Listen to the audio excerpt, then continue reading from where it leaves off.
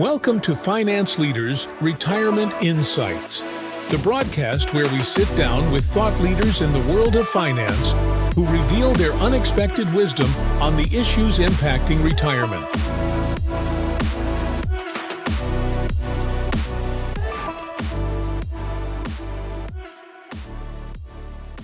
Hello and welcome to another episode of Finance Leaders.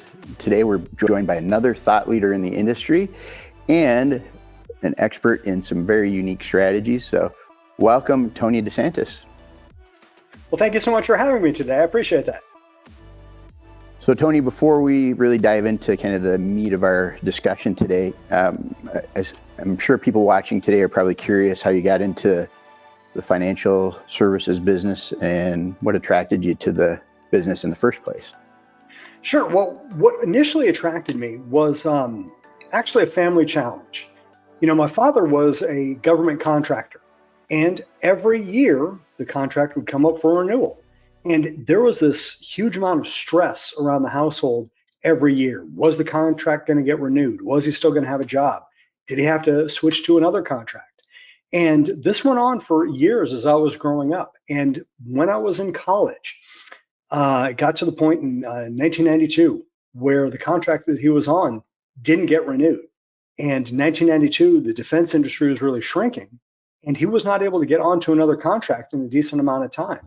So he ended up losing his job and then fell behind on his bills. Got to the point where, unfortunately, the house had to get foreclosed. He and my mom lost the house that I grew up in. And I realized that my folks had made good money up to that point, but it was just never managed correctly.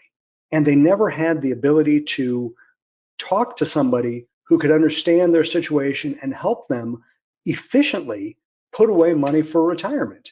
And I remember as we were driving away from that house, as they were moving cross country to where my father was able to get a job, it was at that moment that I realized I wanted to help people. I wanted to make sure that I could do whatever I can to make sure that people wouldn't get put into that same situation and wouldn't have to uproot their families in the event of an emergency. Because as we all know, emergencies happen. So that's what really spurred my interest in getting involved in financial services. Yeah, it sounds like a little bit of a kind of a traumatic incident in life that shaped your future, right? Indeed, it did. Well, I know that our industry has got a sea of different types of, acronyms and designations and qualifications that people can have.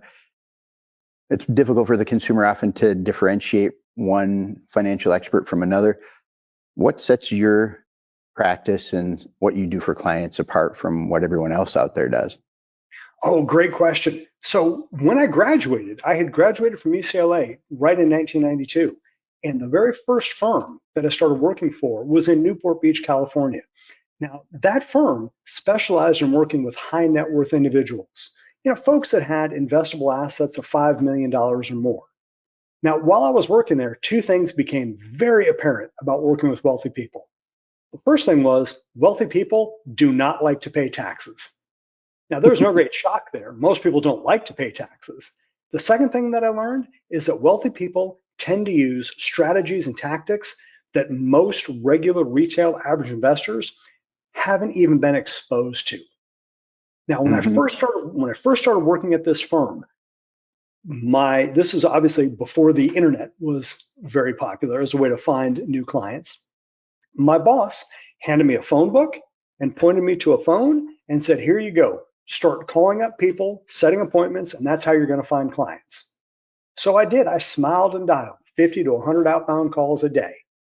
And as I was learning the business, I happened to talk to a gentleman who had been a neighbor and a family friend for 30 years. And I said, "Hey, this is what I'm doing." And I told him all about these different strategies and tactics that these wealthy folks were using. And he said, "Tony, this is exactly what I need. Can you help me out?" I said, "Yes." I got all of his information, brought it to my boss, and I said, "Hey, here's my neighbor. He wants to become my first client. I'm super excited about this." Didn't have to do much smiling and dialing to get him as a client. And I sat down with my boss and we started going through his assets, his retirement account, his 401k, IRA, these sorts of things. And my boss looks at me with a sense of disappointment. And he said, Tony, you failed in your very first try here. And I said, what do you mean? I found somebody that wants to become a client. He said, Tony, how much does he have in total assets? I said, about $1.5 million. And he said, what's our minimum? I said, well, it's 5, but I mean, that's just for regular people. This guy's a friend, so I want to help him out. And he said, sorry, Tony, he doesn't meet the criteria. So I had to go back to a lifelong friend and neighbor and say, guess what? You've done a decent job saving, but it's not good enough to get the good information, the best ways to minimize or eliminate your taxes that the wealthy folks are using. It was at that moment that I realized I had to start my own company. Now, I wasn't able to do that very quickly. It took me some time, and then I started True Classic Wealth. And now I will not turn people away if they don't have $5 million in assets. I want to be able to help people that might be in that $500,000, million, $2 million range of investable assets that want to use those same strategies and tactics that the wealthiest people are using. Now, you talked about those designations. At the very beginning of my career, as I was sitting down with one of my mentors, he said, Tony, there are kind of 2 ways to go when it goes to the designations.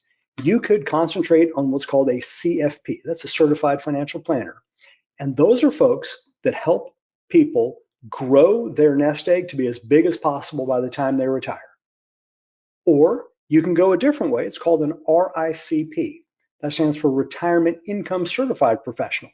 That's for people who want to make sure that they are getting the most guaranteed income possible. Now, as I started working with wealthy people, what I realized was that some of the, I'm not going to say most miserable, but some of the people who were most frustrated in retirement were wealthy people that might have $5 or $10 million in the stock market. They were upset because they knew every single morning they would open up the newspaper. Again, this is before everyone had the information on their cell phones. They would open up the newspaper and look to see what the stock market had done the day before. If they woke up and saw the stock market was down 1%, even though they might have $5 million in the stock market, they would think, oh, geez, I just lost $50,000. I shouldn't go out golfing today. Maybe we should cancel that trip we've got planned. And yet the folks that were the happiest in retirement were the folks that had a guaranteed income. Could be people like firemen, police officers, teachers, folks that had enough guaranteed income each month to cover all of their bills. So when I started concentrating on helping people, I started concentrating on retirement income, because I believe those are the people that are much happier in retirement and feel more of a sense of safety in retirement.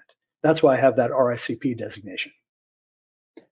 Well, I think it's a great tool to have in your toolbox to give people that peace of mind when they're decumulating, I guess is what they call the focus that you have with your practice.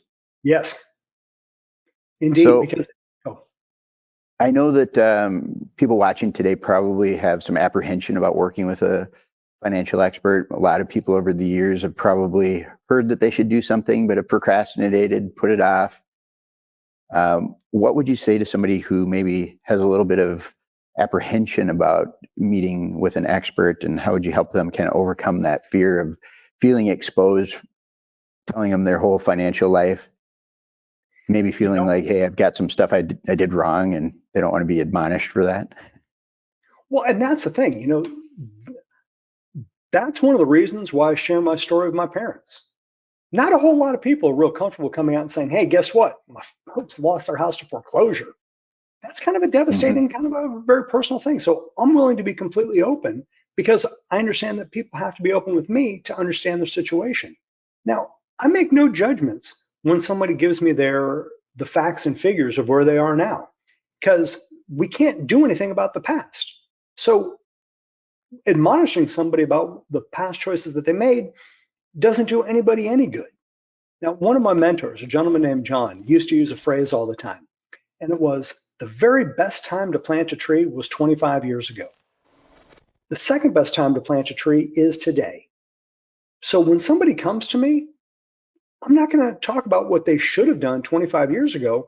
I'm going to talk about what can they do today to give them the very best possible outcomes in retirement going forward. That's what's important. And that's why there's no judgment. And also, in this day and age, when we're meeting people virtually, it's different than when you sit down from somebody face to face. And in fact, I think most people have it a little bit easier these days because as I'm talking to somebody, they can go directly to the FINRA website and see that I've been licensed for many years. They can see that I have no complaints. They can see my Google reviews. They can see my LinkedIn page, my Facebook, my state insurance licenses. They can do that sort of investigation all right then and there, so they have a much better idea as to who they're dealing with and know that as a investment advisor representative, I'm a fiduciary. I have to do what is in their best interest. Well, I think that'll probably help feel a little bit more comfortable if they're worried about it or having a little apprehension about taking that first step, or maybe Indeed. a second step if it's just getting a second opinion. Perhaps the advisor that they might have worked with in the past is maybe more that accumulation side of the house, like your mentor had described, Indeed. and lacks the expertise to really create a masterful plan that gives them what they need in retirement. And that's where I get a lot of referrals from folks who are CFPs, who are great at accumulation, but when it comes to spending that money, deaccumulation, dispersion, however you want to term that, in those golden years when people need that guaranteed income, if that's not somebody's specialty, they can refer their clients over to me. And that's what I enjoy doing to help make sure that people have that plan so that they can go into those golden years as stress-free and as happy and as relaxed as possible. Yeah, you don't want to have to sacrifice your golf game in retirement, I guess, just because of the stock market that morning. Not at all. Well, can you share an example with the audience here today? What you might have done to help a client in a difficult situation? I'm sure you've encountered people all across the accumulation spectrum. They all have different challenges, but maybe something that you really helped transform the outcome that they were expecting for themselves. This is one of my favorite client stories. I had a gentleman that responded to one of the ads that I had online, and he said, "Hey, I'd like to set up a retirement review." Great. We went through all of his information, and this gentleman was 67 and a half, and he did HVAC for a college in Colorado. And while he was there as a pipe fitter, he knew that he was going to get a certain pension from the state of Colorado. He had a pension coming from an old union. He was going to have Social Security and some other sources of income, and had some different retirement accounts. And he and his wife had just purchased their retirement dream home. Now, it was about an hour and 20 minutes from his job at the college. Well, I should say it was an hour and 20 minutes if there was no bad weather. Living in northern Colorado, if there was snow, that hour and 20 minutes could easily be 2.5, 3 hours. But this was their retirement house. It was their dream house. And when I first spoke with him, one of the questions I asked is, well, how long do you plan to work? And he said, I'm probably going to work until I'm 70. I said, all right. We put all the numbers together. We came back for a second meeting. And I said, hey, what I'm looking at here, with everything that you have, if we move things around and place everything correctly, you can actually have more income if you retire today than what you have currently working at your job. And he said, Tony, that can't be right. He said, yeah, can you double check those numbers? I said, of course. So I said, let's get back together in a couple of days. Let me go through all these numbers again. Went through everything, and it was 100% correct that he could retire with a raise. And so we sat down for another meeting. I showed him everything, went through everything with both he and his wife.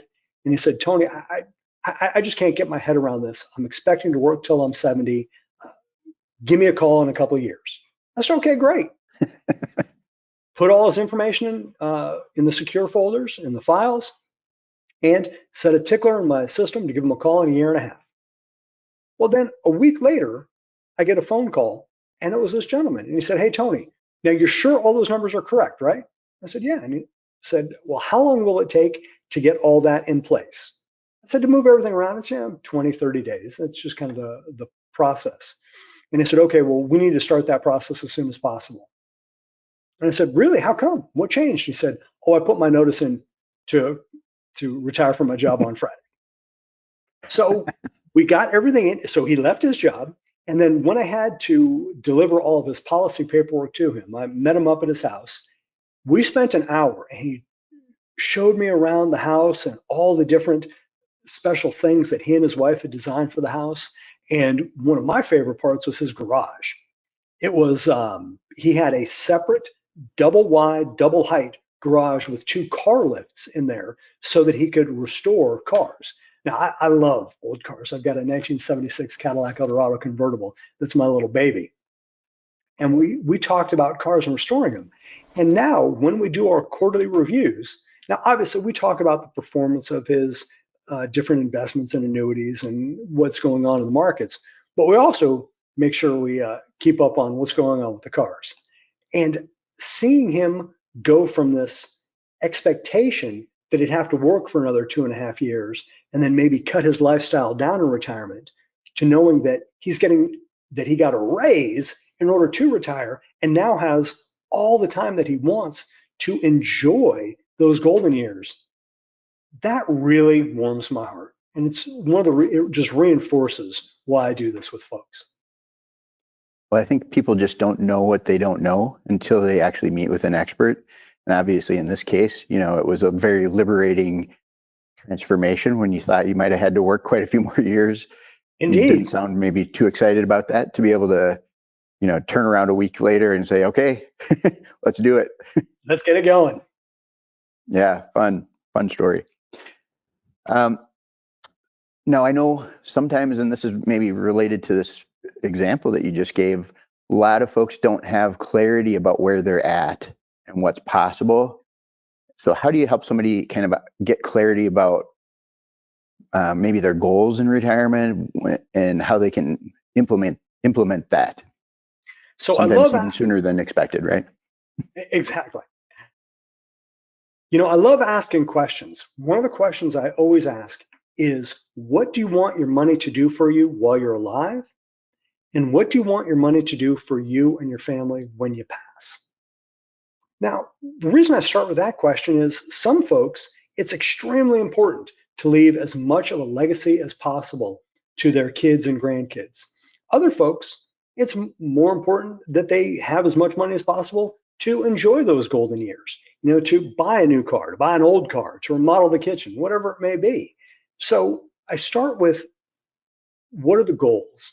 And then we start going through and we look at the different assets, whether it's old retirement accounts or 401ks, or if they've inherited something here or got something there. And then we put it all together. And why I love doing these meetings with folks in a virtual environment like this on Zoom is I'm able to pull that information up right here on the computer. And we're able to both look at the same screen, and we're able to see the effects of the changes. And people can see if they make little changes today, it can have huge effects on their retirement, maybe their retirement income or the assets that they'll have in retirement. And then that helps spur people on to realize, hey, I've got to make a decision today. I need to make some changes now so that I can have all of those things when I retire. Well, that's great. I think that moment is probably a pivotal moment in any client interaction where now they find out all this stuff that was kind of under the hood that they just really didn't know if they had been burying their head in the sand and never had that type of interaction with a financial professional in the past. Exactly. And so I know that taxes are a big issue, both in retirement and otherwise, but for sure in retirement, because you're not generating new income from your labor or your business or whatever it may be. What kind of misconceptions do people have about the ability to do some unique tax strategies like untaxing their retirement? I know one of the areas that you have a unique focus in. Yeah, most folks don't realize the magnitude of choices that they can have or the strategies that they can use in order to untax their retirement. Now, because when you think of just a basic retirement account, If you've been at a company for 20 or 30 years and you've been putting money into the 401k, now the 401k is one of the biggest myths that exists. The IRS, when they started these retirement accounts way back in the 70s, they got people to believe that the best thing to do is put money away. Don't pay taxes on that money today. Yeah, you'll just pay taxes on that money later on. And you'll be in a lower tax bracket, so you'll be better off. Well, what most people didn't really calculate on is that they're saving money today on the seed, on a small amount of money that they're putting away, but then they're going to have to pay taxes on the harvest, hopefully a much larger amount of money years down the road. Even if tax rates are exactly the same, would you rather pay taxes on 10 grand today or taxes on 60 grand, many years from now?